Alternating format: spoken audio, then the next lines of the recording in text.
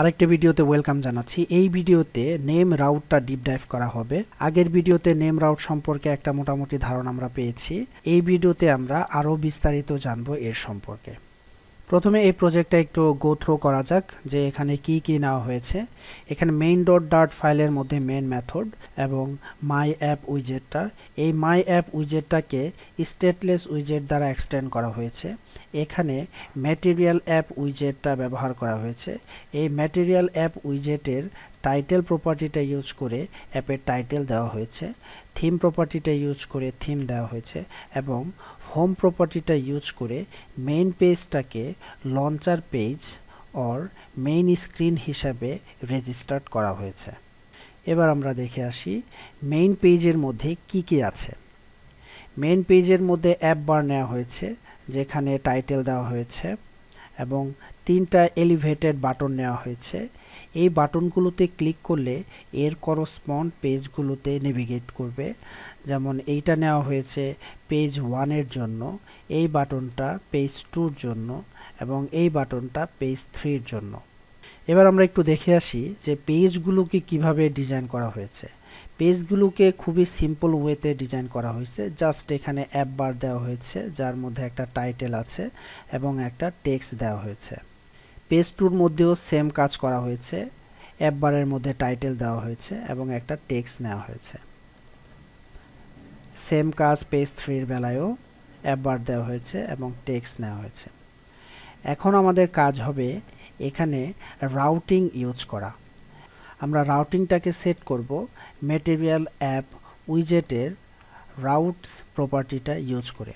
আমরা এর সম্পর্কে মোটামুটি একটা ধারণা পেয়েছি আগের ভিডিওতে। যারা ওই ভিডিওটি দেখেননি চাইলে ভিডিওটি দেখে আসতে পারেন। আমরা এখানে রাউট নেমগুলো সেট করব পেজ 1 এর জন্য এবং কোলন দিয়ে এবং এখানে পেজ 1টাকে বলে দিব এবং এই পেজটাকে ইম্পোর্ট করে নিতে হবে। এবার আমরা পেজ 2 এর জন্য রাউটিং সেট করি। পেজ 2 এর নামটা দিচ্ছি পেজ 2, পেজ 3 এর নামটা দিচ্ছি পেজ 3, সাথে এই পেজগুলোকেও ইম্পোর্ট করে নিতে হবে। আমাদের রাউটিং সেট করা হয়ে গেছে। এবার আমাদের এটা ইউজ করতে হবে। আমাদের ইউজটা করতে হবে মেইন পেজের মধ্যে। পেজ 1 এ নেভিগেট করার জন্য আমরা এই বাটনের অন প্রেস মেথডের মধ্যে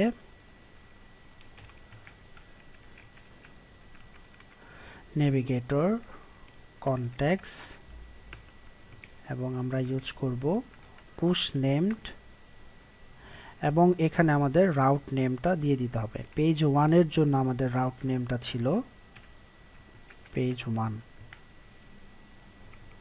আমাদের পেজ 1 এর জন্য রাউটিংটা সেট হয়ে গেছে। এবার আমরা পেজ 2 এর জন্য করব। পেজ 2 এর রাউটিং নামটা ছিল /page2, এবার পেজ 3। এবার আমরা অ্যাপ্লিকেশনটাকে রান করে দেখব। আমাদের মেইন পেজে 3টা বাটন। এবার পেজ 1 এ ক্লিক করলাম, পেজ 1 এ চলে গেলাম, পেজ 2 এবং পেজ 3। এখানে আমাদের রাউটিংটা কাজ করতেছে। এবার আমরা দেখব যে এই মেইন পেজটাকে রাউটিংয়ে নিয়ে আসব। মেইন পেজের জন্য আমরা ইউজ করব অনলি স্ল্যাশ। এই স্ল্যাশটা আমরা জানি এটা রুটকে রিপ্রেজেন্ট করে মেইন পেজ। এবার আমাদের এটার আর দরকার নাই। এবার আমরা এটাকে রান করে দেখি। আমরা দেখতে পাচ্ছি যে মেইন পেজটা লোড হয়েছে। আমরা এইভাবে মেইন পেজটাকে এই স্ল্যাশ দিয়ে রাউটিংয়ে নিয়ে আসতে পারি। স্ল্যাশটা হলো রুট মানে মেইন পেজ। এই স্ল্যাশ রাউটিংয়ের মধ্যে যে পেজটা বলা থাকবে সেই পেজটাই আগে লোড হবে, মানে মেইন পেজ হিসেবে রেজিস্টার্ড হবে। অনেক সময় হয়তো আমাদের দরকার পড়তে পারে যে এই মেইন পেজেরও একটা রাউট নেম থাকা উচিত। এটা যদি আমরা করতে চাই তাহলে আমরা মেইন পেজের রাউট নেমটা দিব মেইন পেজ। এবার আমরা এটাকে রান করে দেখি। আমরা এখানে একটা এরর পাচ্ছি। এই এররটা এর জন্য যে এখানে যে একটা মেইন পেজ আছে সেইটা সে চিনতে পারতেছে না। যদি এখানে শুধু অনলি স্ল্যাশ থাকে তাহলে সে ধরতে পারবে মেইন পেজ কোনটা। যদি এখানে আপনি নামকরণ করে দেন তাহলে আরেকটা প্রপার্টির মধ্যে এই মেইন পেজের নামকরণটা বলে দিতে হবে। সেই প্রপার্টিটা হলো ইনিট রাউট। এই ইনিট রাউটের মধ্যে এই মেইন পেজের রাউটিং নেমটা রেজিস্টার করে দিতে হবে। এবার আমরা এটাকে রান দেই। এবার আমাদের মেইন পেজটা চিনতে পারছে এবং অ্যাপ্লিকেশনটা প্রপারলি রান হয়েছে। যদিও আমরা এখানে মেইন পেজের নামকরণ করি না, নর্মালি স্ল্যাশ দিয়েই এই কাজটা করে থাকি, তারপরেও যদি আপনাদের দরকার পড়ে তাহলে আপনারা এইভাবে কাজ করে দিবেন। আমি এখানে শুধু অনলি স্ল্যাশ দিয়েই রাখি, যেটা আমরা নর্মালি ইউজ করে থাকি।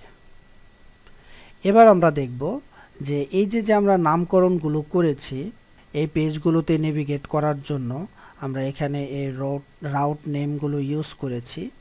এগুলোকে আমরা এক একটা পেজের মধ্যে এই রাউট নেমটা সেট করে দিব।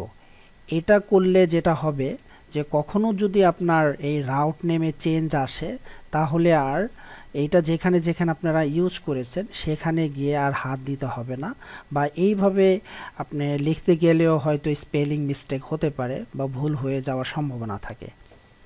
এর জন্য আমাদের এই পেজগুলোতে যাইতে হবে এবং এখানে একটা স্ট্যাটিক কিওয়ার্ড নিতে হবে এবং এটাকে কনস্ট্যান্ট করতে হবে। এবার এখানে ভেরিয়েবলের নাম হিসাবে আমরা দিতে পারি রাউট নেম। এখানে রাউট নেমটা আমরা বলে দেব, এটা হলো পেজ 1 এর জন্য। এবার আমরা এটাকে ইউজ করব। এটার রাউট নেমটা ছিল পেজ 1, এটা আমরা এখানে বলে দিলাম। এবার আমরা এটাকে নেভিগেশনের জায়গায় সেট করে দিব। এবার আমরা এটাকে রান দেই। আমরা দেখতে পাচ্ছি যে পেজ 1 এ আমরা মুভ করতে পারছি।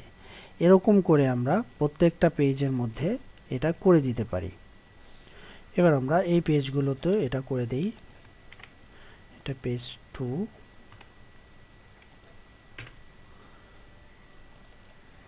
এটা পেজ 3,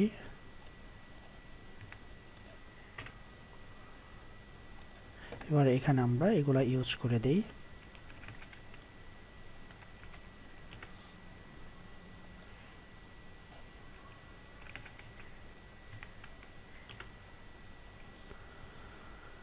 এবং আমরা মেইন পেজে গিয়ে এগুলোর ব্যবহারটা করে দেই।